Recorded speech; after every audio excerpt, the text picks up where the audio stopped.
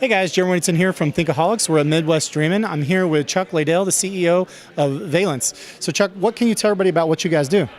Well, Valence is an integration orchestration engine native in Salesforce. So what we're trying to do is help people that are moving data in and out of Salesforce to have a command and control center where they can do that all from one place. So they can configure it and observe the movement from inside Salesforce where they already work every day.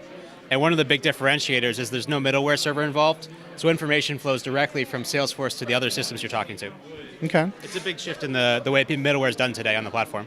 Definitely. And so having Salesforce make calls, right, out to database, another system, things like that. Do you have like an agent that runs locally on the network, or is it, you just make the calls literally directly to the database? So it's cloud-based, and we leverage the Salesforce base level stuff like HTTP callouts and that sort of thing to get a hold of anything that we can address over the web. So you might have different APIs that are either mainstream or something that's custom that you built yourself. You have your own system. And you want to hook these all into Salesforce. So we have people write little adapters, which are simple Apex classes that allow you to interact with these other systems and then have them all sort of work homogeneously with our tool. Okay.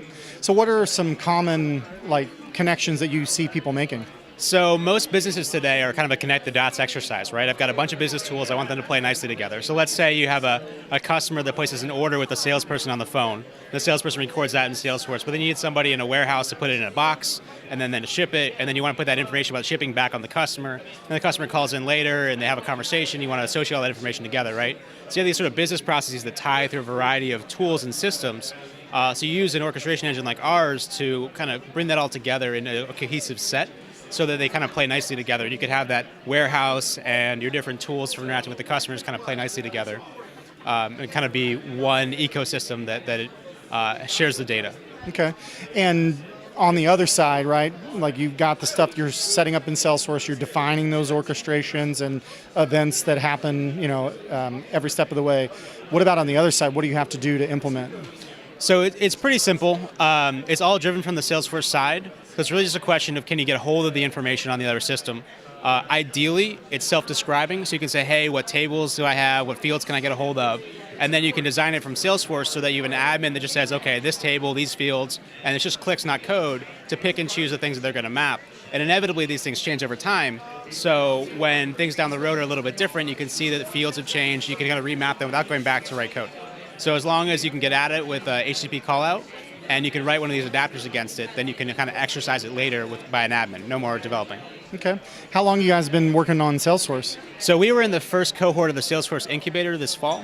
We were there for 5 months in San Francisco working on our product. We just went live on the App Exchange in May. But before that, we were working on Salesforce for about a decade. We're an SI partner, been around for a long time. I have a bunch of certifications. I'm wearing a sash today with all of them on it.